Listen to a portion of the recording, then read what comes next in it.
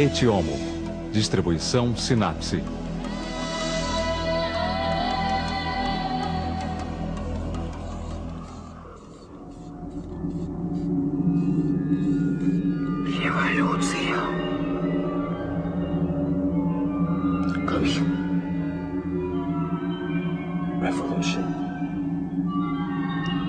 Revolution. Thora. Révolution.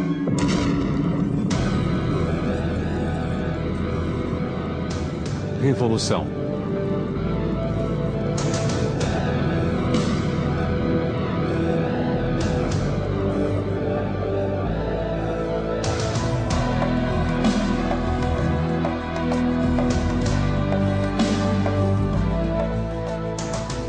Revolução. Uma das palavras mais fortes em qualquer língua falada. Revolução. A insurreição das massas. Revolução. Revolta. Violência. Revolução quer dizer colapso. Mas também quer dizer coragem, exaltação e esperança. Eu tenho um sonho. É uma palavra que incendeia os ânimos, os sonhos das pessoas, e a palavra também liga as ideias de revolta e evolução.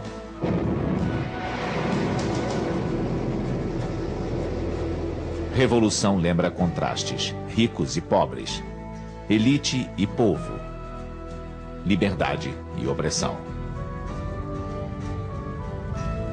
Revolução também tem a ver com ciclos. Revolução é tumulto, mas também é uma roda que gira. Às vezes ela pode virar lentamente, mas sempre deixa mudanças profundas.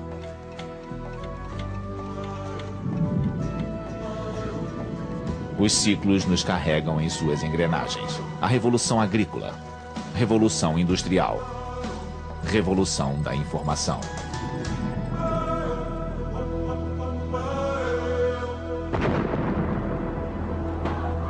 Politicamente é a queda de um regime, seguida de mudanças radicais na sociedade.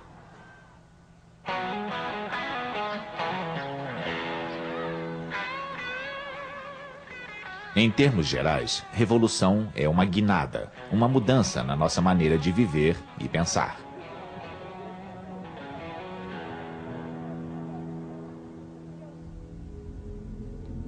Revolução.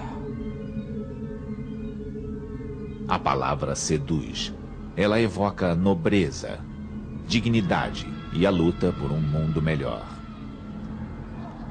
E também é assustadora, por significar desordem, o desconhecido, o caos.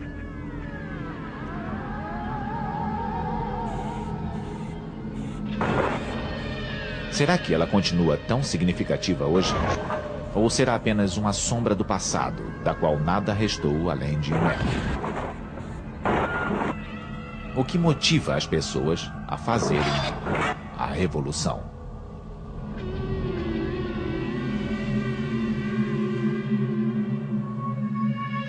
Governantes e governados.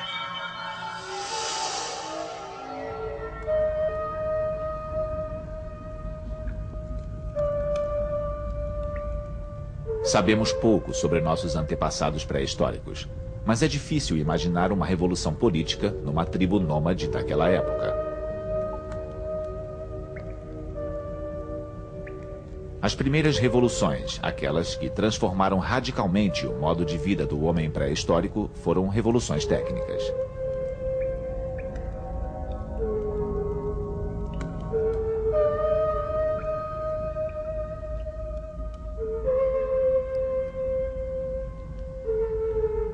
A primeira grande revolução da história foi a introdução das ferramentas. Isso aconteceu há cerca de 2 milhões de anos, mas ainda vivemos os seus efeitos. Criando ferramentas que permitiam dominar a natureza, o homem pôde garantir sua sobrevivência e começar a se defender melhor. On a commencé à assurer sa survie et sa défense de façon plus efficace.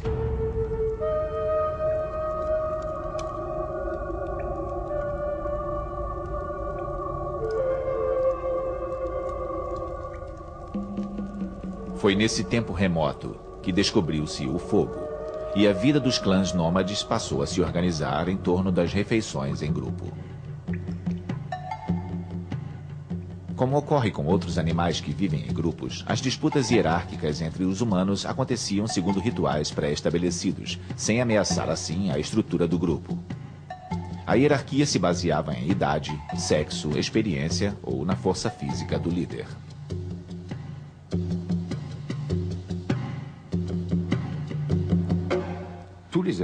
Todos os animais têm sistemas de poder e hierarquia, mas não conheço nenhum animal que modifique esses sistemas.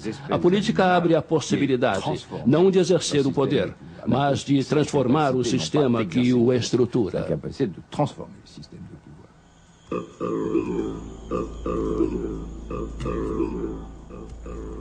Na época das tribos nômades, não existiam muitos humanos, e todos viviam espalhados. As pessoas não se encontravam com muitos estranhos ao longo da vida. Exceto por disputas ocasionais por território, a vida transcorria em paz. Pouca gente, poucas brigas. Além disso, as posses do indivíduo nômade eram somente o que ele conseguia carregar consigo. Não havia riqueza e não havia cobiça. Mas o Homo sapiens observava a natureza e desejou ter um controle maior sobre suas reservas de alimento. Mesmo sem saber, ele deu início a uma mudança revolucionária. O homem inventou a agricultura. Ele passou a ter como assegurar uma fonte garantida de alimento. Com a agricultura veio a criação de animais. E como o homem precisava se fixar à terra para cuidar da lavoura e do gado, ele se tornou sedentário. E assim, pôde começar a acumular riqueza. A população começou a crescer rapidamente e a se organizar em comunidades. Mas quanto mais gente aparecia, mais desavenças surgiam. Logo, os mais astutos, os mais fortes e os mais ricos conquistaram posições de destaque. E quando se está no lugar do mais forte, a tentação é grande para explorar os mais fracos.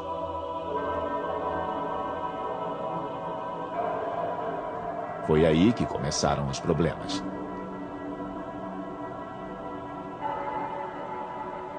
Reis, nobres e sacerdotes se apropriavam dos excedentes produzidos pelas classes menos favorecidas. Eles faziam uso do que fosse necessário para manter o seu poder, inclusive de brutalidade. Mas por vezes as pessoas se cansavam de estar sempre por baixo e acabavam perdendo a paciência.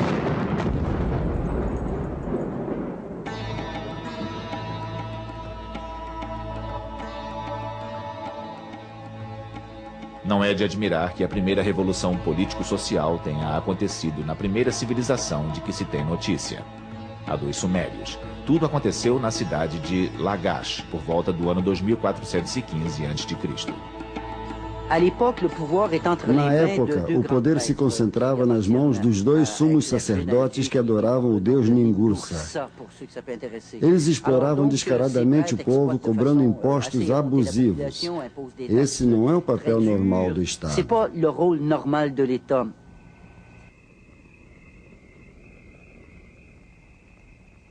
Os escribas já registravam essa exploração há mais de 4.000 anos. Quando uma família enlutada leva um corpo para sepultar, sempre há funcionários públicos e exploradores para recolherem o que puderem da cevada, do pão, da cerveja e dos artefatos. Há cobradores de impostos por toda parte.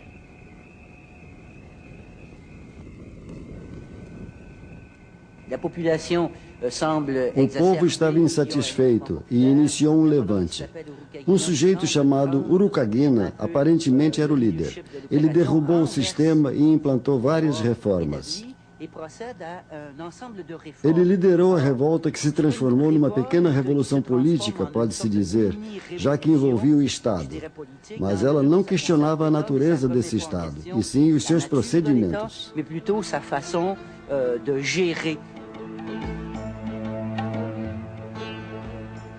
Urukagina depôs o inspetor dos barqueiros e o inspetor de pesca. Nenhum rico ousa mais invadir as terras da mãe de um homem pobre para saquear os frutos das árvores, como era habitual.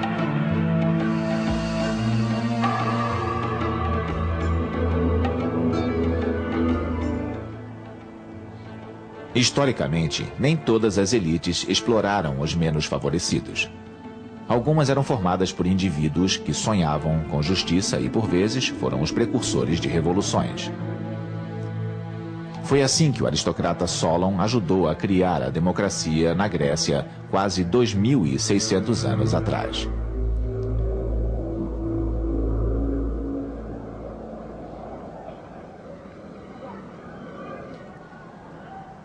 Na época de Solon, os pensadores gregos desenvolveram o conceito de que cada indivíduo do povo tinha sua importância, e essa foi a raiz do conceito de direitos humanos.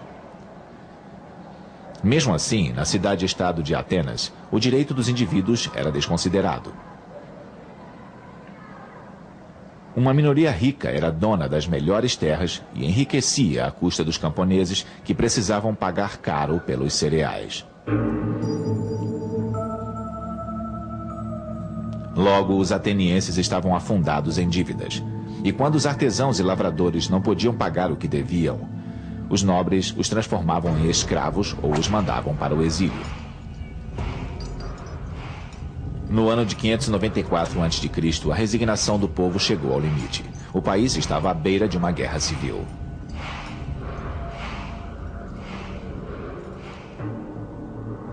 Foi então que Solon abrandou a crise.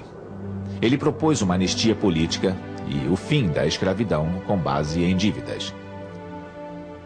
E estendeu o direito de supervisionar a administração da cidade a todos os cidadãos atenienses. A nova democracia não tinha efeito para mulheres nem para escravos.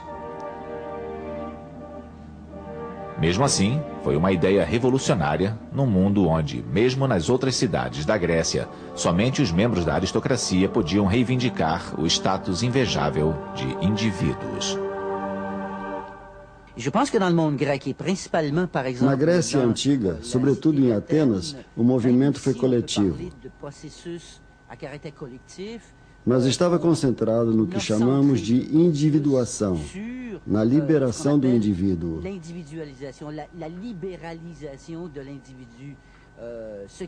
Desde os idos do ano 900 até o século 6 a.C., aconteceu um longo processo revolucionário. Ocorreram mudanças profundas. Aos poucos, o indivíduo se libertou do anonimato da vida comunal para se tornar um ser político. Village, par exemple, et l'amène à être un individu politique.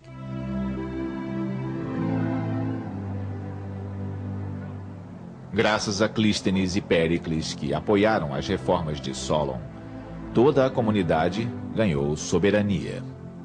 Pela primeira vez, todos os homens se tornaram iguais perante a lei. A linhagem e a riqueza não eram mais garantias de privilégios. Eles criaram uma assembleia democrática, onde os cidadãos podiam expor suas opiniões, votar a criação de leis e tomar todas as decisões políticas importantes. As autoridades encorajavam tanto a participação que, quando o quórum era reduzido, uma polícia especial vasculhava as ruas para capturar cidadãos que eram convidados a participar sob ameaça de serem multados.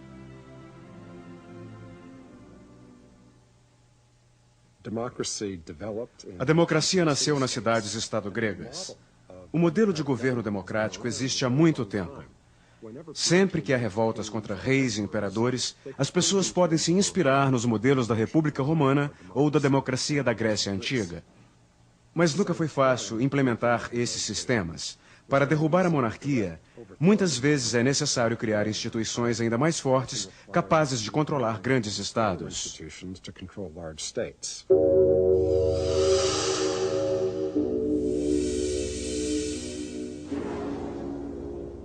E além disso, nem todos os oprimidos se rebelam. O que é necessário para detonar uma revolução?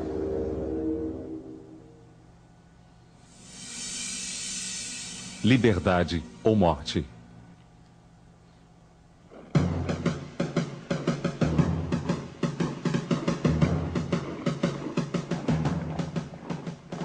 Revolução implica uma transferência radical de poder e mudanças profundas na sociedade.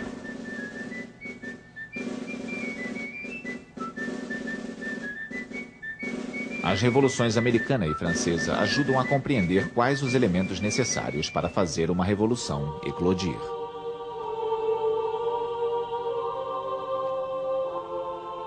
Na base, há um mal-estar social profundo vindo da privação. Privação de alimento, de direitos fundamentais ou de liberdade, ou dessas três coisas juntas. Essa era a sensação presente nas 13 colônias britânicas na América nos idos de 1760.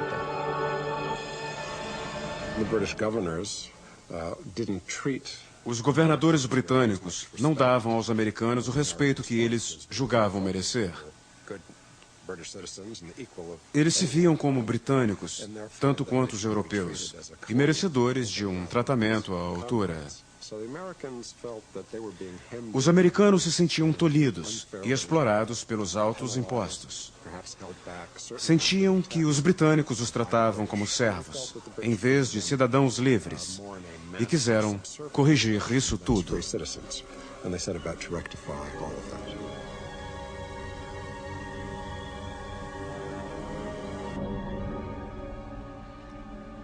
As autoridades ignoraram a insatisfação popular e isso agravou a situação.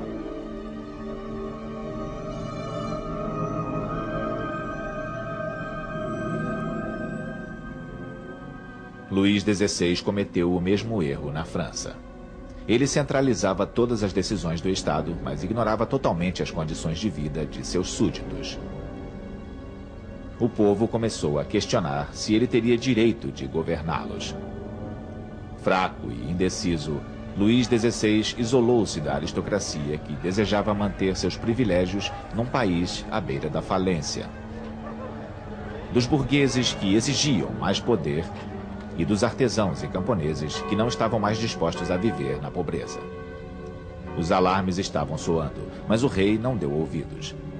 Da mesma maneira como, anos antes, Jorge III da Inglaterra havia ignorado as exigências das colônias americanas. O governo britânico via as colônias como um bem a ser administrado em benefício da elite local. Isso deixava indignados os americanos de todas as camadas sociais. Os fazendeiros pobres foram os grandes responsáveis pelo início da Revolução, pois queriam a posse da terra.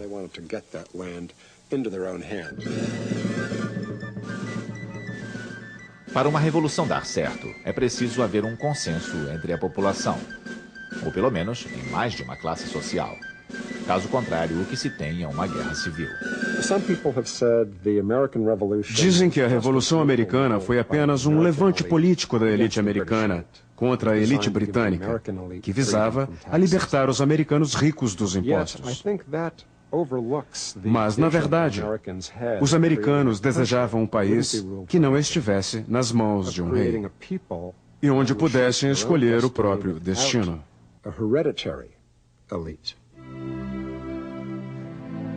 Esse ideal revolucionário é expresso no texto de Thomas Jefferson da Declaração de Independência. Todos os homens foram criados iguais, foram dotados pelo Criador de certos direitos inalienáveis, que entre estes estão a vida, a liberdade e a busca da felicidade. E essas ideias se espalham depressa. Como Benjamin Franklin havia feito antes dele, Jefferson foi para Paris discutir suas visões com os revolucionários que encontrava pelos cafés da cidade. A Declaração dos Direitos Humanos, que os franceses adotaram anos mais tarde, foi baseada no modelo americano. Declaração dos Direitos do Homem e do Cidadão. Artigo 1º. Os homens nascem e são livres e iguais em direitos. As distinções sociais só podem fundamentar-se na utilidade comum.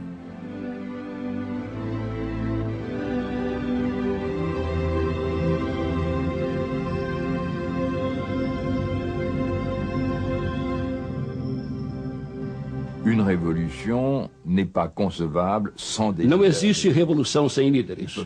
Pode ser uma pessoa ou um grupo de pessoas. Não há revolução sem uma contra-elite, uma vanguarda revolucionária. Em geral, há um líder que é ao mesmo tempo o estrategista e o líder carismático que expressa os desejos do povo. Et un personnage charismatique, c'est-à-dire à travers lequel les gens expriment leurs désirs.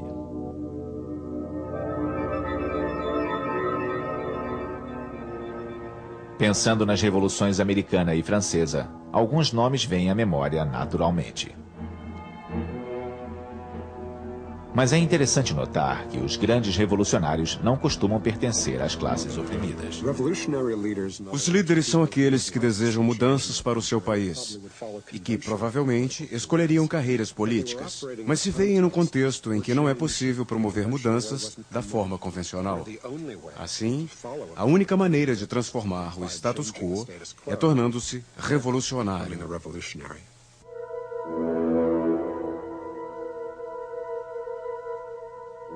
Depois de tudo pronto, há um último fator necessário para detonar a revolução.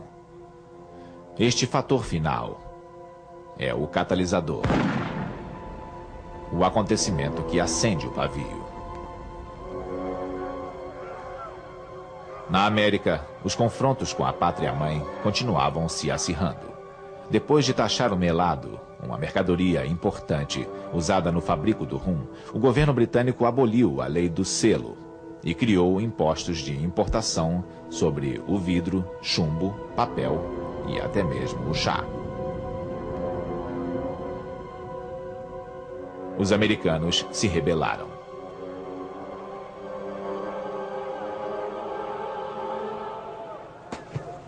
Eles organizaram a famosa Festa do Chá em Boston.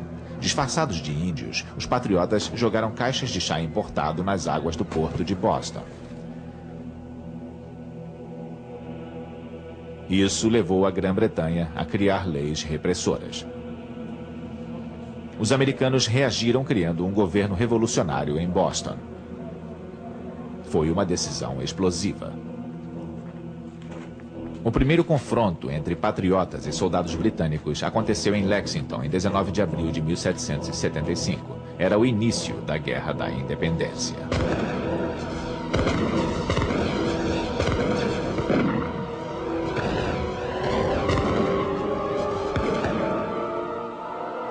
O conflito só teve fim em 1783, quando a Inglaterra reconheceu oficialmente a independência dos Estados Unidos da América.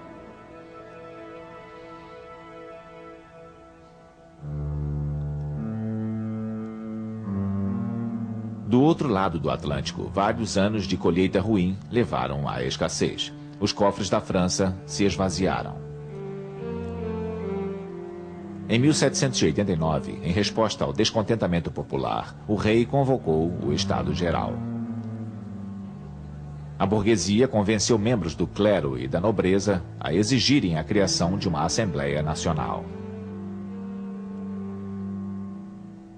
Por fim, Luís XVI cedeu, permitindo que uma Assembleia com representantes eleitos supervisionasse a administração do Estado.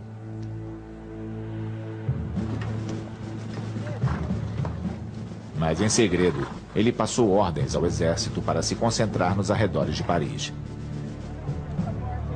Comentava-se que o rei estava preparando uma repressão sangrenta para a Assembleia e para o povo.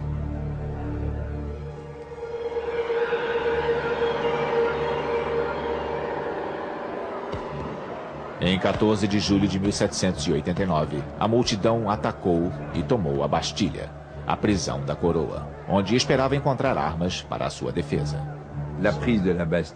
A tomada da Bastilha foi um ato político por excelência. Não teve nada a ver com razões econômicas e sociais. Ela estava quase vazia, mas foi escolhida deliberadamente por ser a prisão real.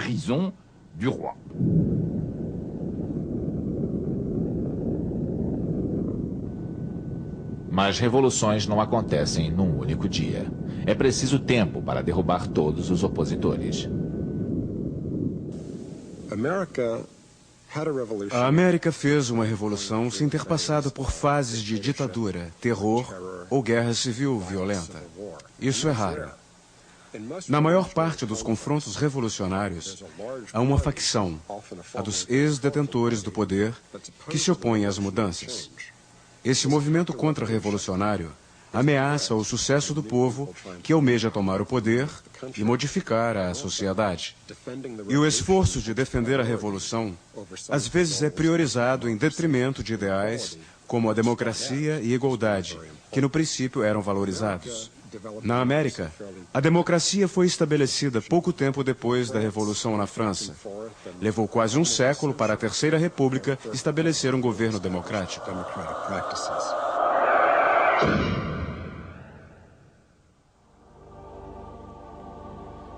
Liberdade de expressão, de ideias e de movimentos. Essas foram as grandes conquistas de revoluções políticas, muitas vezes defendidas com o derramamento de sangue. Máquinas e mentalidades.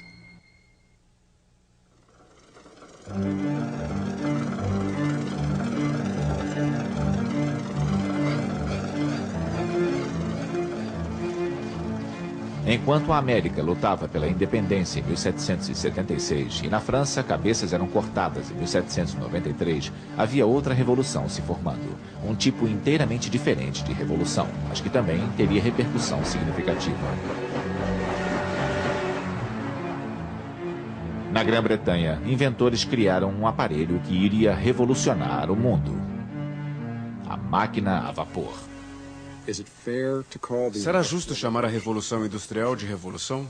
Sim, se considerarmos a mudança que ela provocou na vida das pessoas. A máquina a vapor e as ferrovias que permitiram o transporte de alimentos e o desbravamento de novas terras transformaram a visão que se tinha sobre o que era possível. Mas levou tempo para as pessoas se darem conta disso. A Revolução Industrial não foi um processo acelerado como a Revolução Francesa, que num instante derrubou um rei e o mandou para a guilhotina.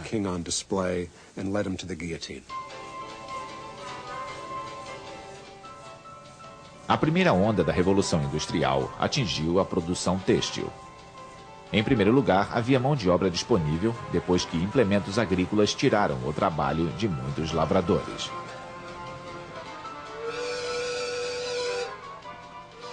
As novas máquinas a vapor levaram à criação das fábricas de tecidos, onde os ex-lavradores encontravam empregos.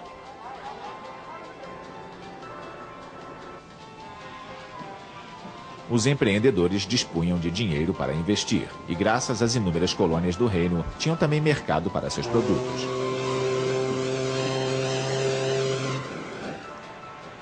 Novos meios de transporte possibilitavam distribuir a produção. A máquina a vapor deu o tom dessa revolução.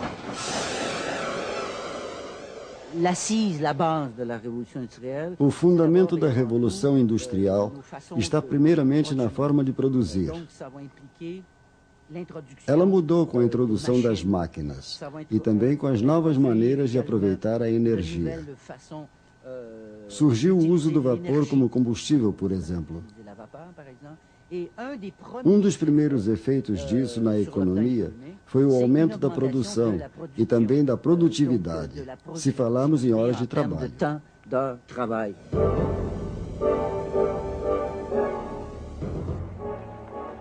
A segunda onda da Revolução Industrial veio com o uso de novas fontes de energia, como a eletricidade.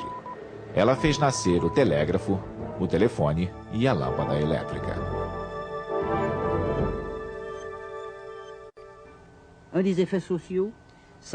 Um dos efeitos sociais foi a transformação de camponeses em operários, agora presos ao ritmo imutável das máquinas.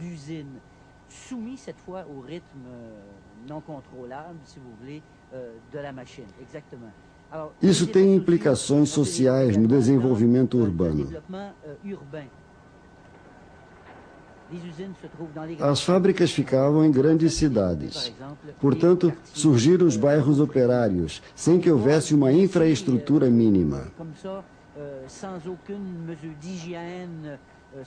O século XIX inteiro se desenvolveu com base nos ajustes sociais necessários a partir do advento das máquinas e nos efeitos da industrialização.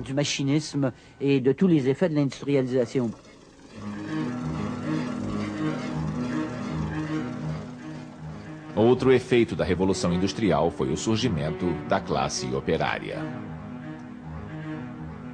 Sem classe operária, talvez nunca tivesse surgido a nova ideologia que originou a maior revolução do século XX. Essa nova ideologia foi o marxismo.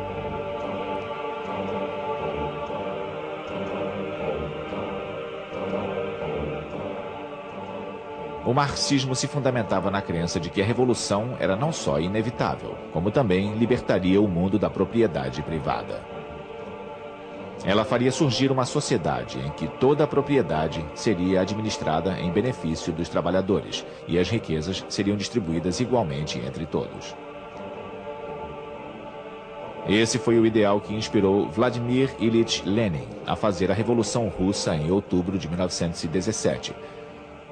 E foi a mesma inspiração buscada por Mao Tse-tung quando ele iniciou a longa marcha que o levou ao poder na China em 1949.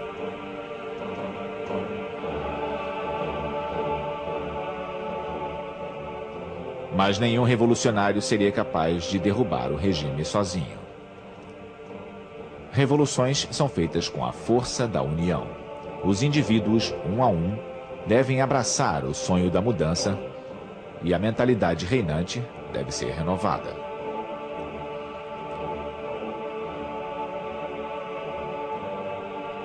Qualquer revolução política, social ou cultural seria impossível sem isso.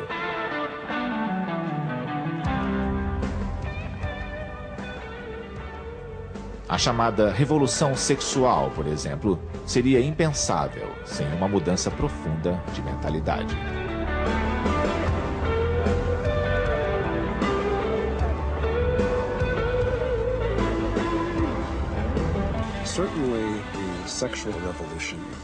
A revolução sexual trouxe uma mudança no que era visto como um estilo de vida adequado. Não foi uma revolução feita com conflitos violentos nas ruas. Mesmo que aconteçam conflitos do tipo na luta pelo direito ao aborto hoje. Mas tudo começou simplesmente com o questionamento da monogamia e do direito a estilos de vida alternativos. Foi um ataque à autoridade reinante, mas não com uma derrubada violenta. Tratou-se da conquista gradual de novos espaços e modos de vida.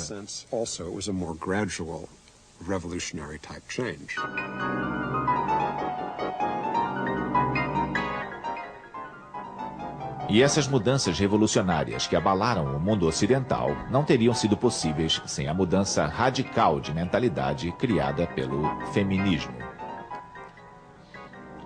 Desde as sufragetes até as mulheres que assumiram as fábricas durante as guerras mundiais e as manifestantes que tomaram as ruas nos anos 60, todas essas mulheres lutaram por um mesmo ideal: derrubar os antigos valores e questionar o seu tradicional papel na sociedade. A mudança mais importante da última metade do século XX foi o movimento feminista. Mas ele não é político, envolve aspectos políticos, mas vai muito mais além disso. É uma chamada mutação cultural, uma mudança fundamental na representação que adotamos do ser humano.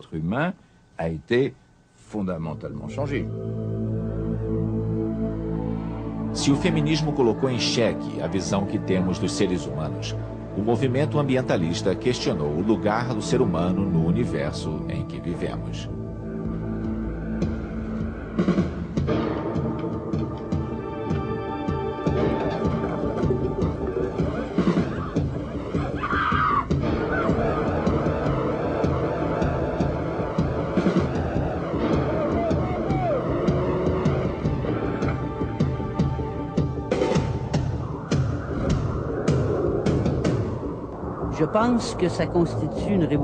É uma grande revolução na visão que temos da nossa relação com o universo. A industrialização levou ao uso descontrolado da natureza, como se ela existisse para ser explorada e violentada sistematicamente. Mas agora nos demos conta de que há limites para isso. Eu espero que todo esse questionamento e as mudanças de comportamento com relação ao planeta e aos seus recursos levem a uma verdadeira revolução. a uma nova relação entre homem e natureza. Que serait celui d'un nouveau contrat entre l'homme et la nature.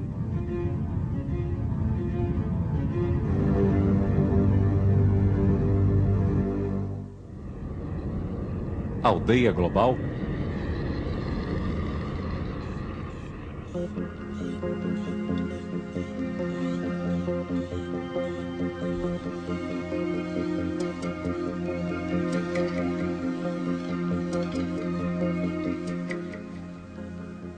Nenhuma revolução é possível a menos que seus ideais políticos, sociais ou culturais possam ser propagados.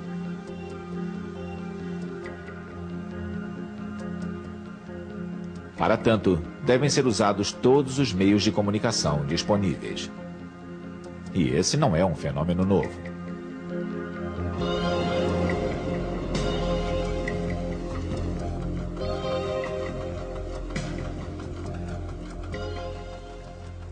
Desde o surgimento da imprensa, as guerras panfletárias sempre foram parte das revoluções. Os jornais fazem as ideias circular. O rádio e, mais tarde, a televisão se mostraram ferramentas incríveis de propaganda. O que vocês precisam?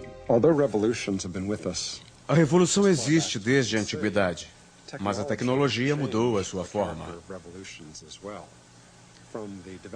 Com a criação da imprensa, viu-se pela primeira vez o amplo debate popular sobre ideias revolucionárias. Guerras panfletárias marcaram a Revolução Inglesa, Americana e Francesa. E se os panfletos puderam ampliar o alcance dos ideais revolucionários, a TV serviu para divulgar ainda mais, tanto as ideias quanto imagens dos atos em si.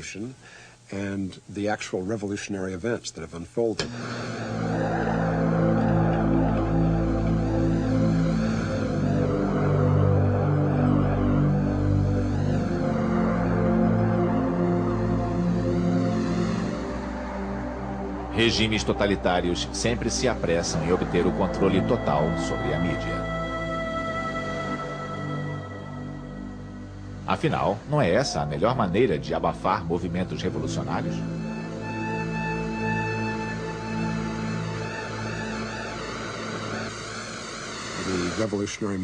Os movimentos revolucionários em Timor-Leste, no Tibete, seriam ignorados pelo mundo se não houvessem as redes de informações passadas pela TV, fax e internet. A comunicação mantém as ideias vivas e circulando. Quanto mais eficazes os meios de comunicação, mais difícil será conter os revolucionários.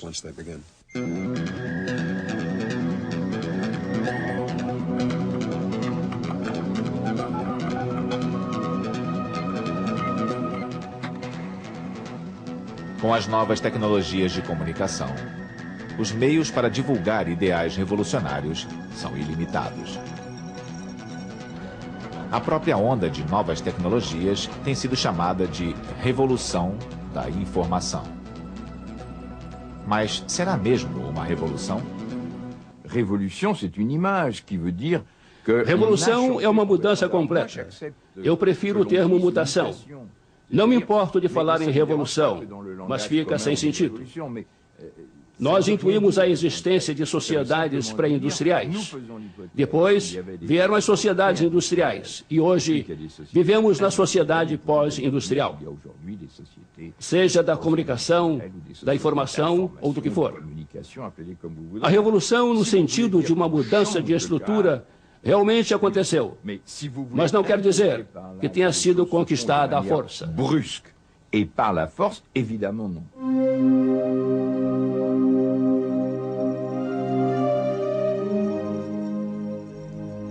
Quer seja uma mutação ou uma revolução, uma coisa é certa. Depois que as redes permitiram a divulgação de uma massa incrível de informação sem barreiras de países, leis ou visões culturais diferentes, devem acontecer reviravoltas radicais.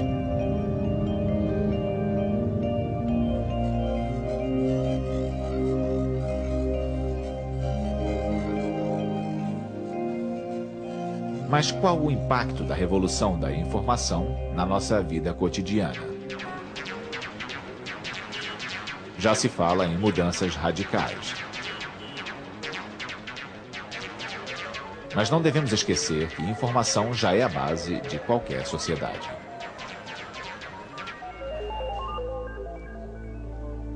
A troca de informações possibilita a existência de linguagem, educação, cultura e economia.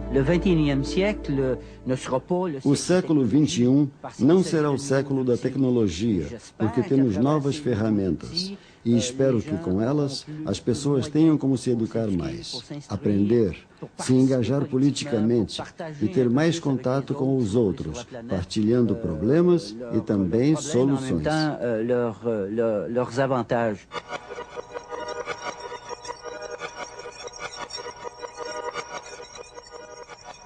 Mas há quem questione se estamos mesmo melhor informados. Será que não corremos o risco de nos afogar nesse mar de informação bruta? Além disso, como ela não está igualmente disponível para todos, a lacuna entre países com acesso a ela e os que não têm acesso deve se aprofundar ainda mais. Os efeitos dessa terceira onda da Revolução Industrial variam de região para região. Mas eles vão variar também de acordo com quem os analisa. Será que o termo revolução perdeu o seu brilho? O uso exagerado do termo quase o banalizou. Já estamos chamando qualquer mudança de revolução, até como instrumento de marketing. Apregou-se inovações revolucionárias em detergentes e cremes dentais. Claro que o termo evoca uma imagem atraente de novidade e melhoria. Mas estamos exagerando. Hoje, todos se empolgam ao falar de revolução da informação, mas, como aconteceu com a Revolução Industrial, vai levar décadas para termos a noção exata das implicações dela.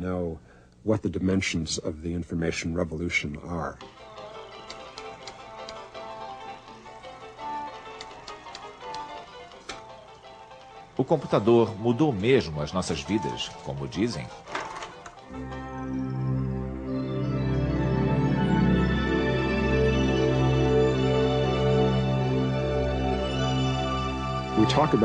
Fala-se em trabalho à distância, mas a maioria das pessoas ainda precisa ir para o escritório. Fala-se na comunicação via computador, mas as companhias de aviação nunca transportaram tanta gente pelo mundo, porque as pessoas querem interagir pessoalmente. Ainda não confiamos no computador para mediar todas as nossas trocas. Não deixamos que ele substitua o que chamamos vida normal.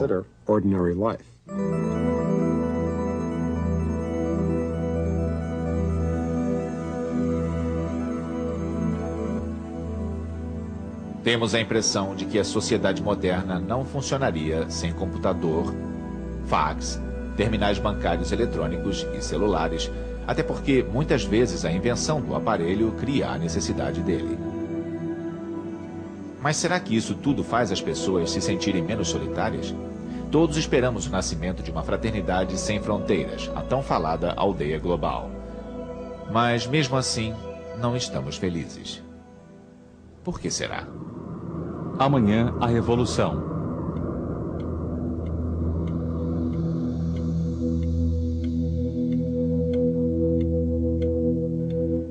Se voltarmos no tempo, nos daremos conta de que toda a história humana se desenrolou num piscar de olhos. Será que tudo não aconteceu depressa demais?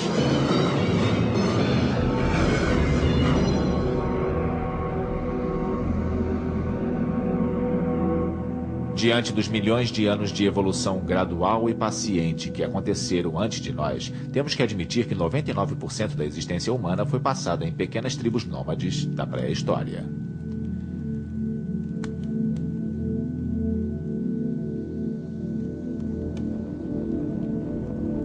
O ser humano passou 600 vezes mais tempo colhendo frutos e correndo atrás de caça do que fazendo revoluções.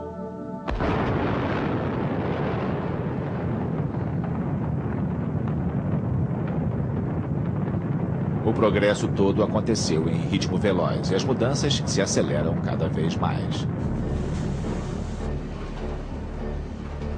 Algumas pessoas sentem que estão perdendo o controle das coisas e se perguntam quais serão as consequências de tanta mudança. O tempo passa, nós nos adaptamos e a vida segue até a próxima virada. Mas será que a revolução é necessária para a evolução? Países como o Canadá atingiram um alto grau de desenvolvimento industrial e de democracia sem revoluções. E países que passaram por revoluções não têm se saído bem em termos econômicos e de implantação da democracia. Os resultados práticos da revolução nem sempre são uma garantia de melhora. Mas temos a utopia da revolução, a ideia de que as pessoas podem melhorar a sua vida.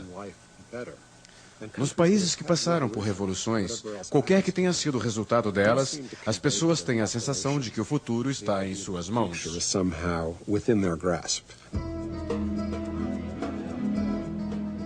Diariamente, mesmo sem nos darmos conta, desfrutamos das conquistas obtidas pelas grandes revoluções da história.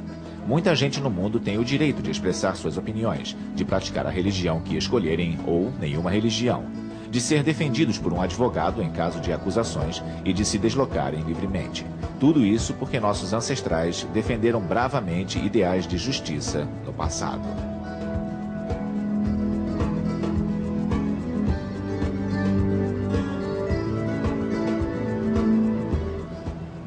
Mas será que hoje ainda é possível ocorrer uma revolução social e política? Certamente, a revolução é possível sempre que um governo adota posições exclusivistas que incomodam a elite, que se sente sem voz de ação ou que falha em atender às aspirações da população geral. Nous voyons davantage dans la révolution une rupture. Revolução é ruptura, é violência. Hoje temos mais consciência das consequências perigosas das revoluções. Por isso, eu acho que a ideia de revolução está em declínio e a de democracia em ascensão. Qui descend et que l'idée de démocratie est un astre qui monte.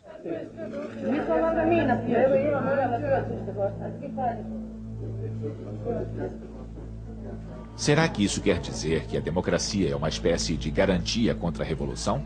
Obviamente, qualquer regime democrático permite mudanças sem que, necessariamente, a autoridade seja derrubada. Mas isso irá revolucionar o mundo?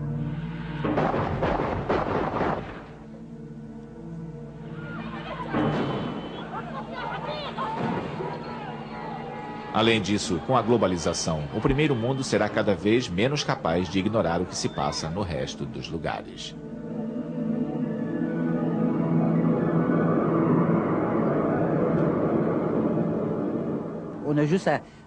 Basta fazer uma análise histórica, a começar pelas grandes migrações evolucionárias que inevitavelmente vamos questionar o mundo atual.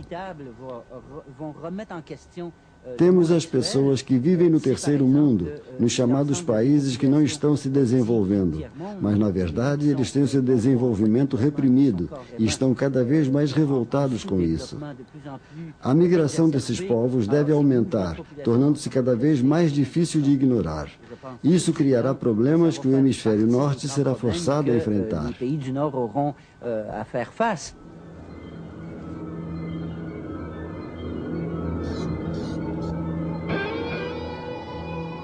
No coração das democracias ocidentais, às vésperas do terceiro milênio, as pessoas ainda sentem o imenso incômodo de se depararem com situações de injustiça. A justiça social ainda existe nos países industrializados? Parece que a lacuna entre os privilegiados e os desfavorecidos só aumenta.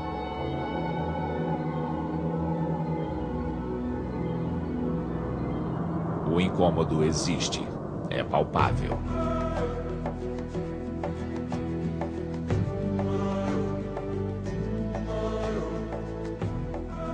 No estudo de história, existe a premissa de que sociedades e indivíduos só são capazes de analisar aquilo que atravessam posteriormente. Então, que revolução estaremos batalhando hoje?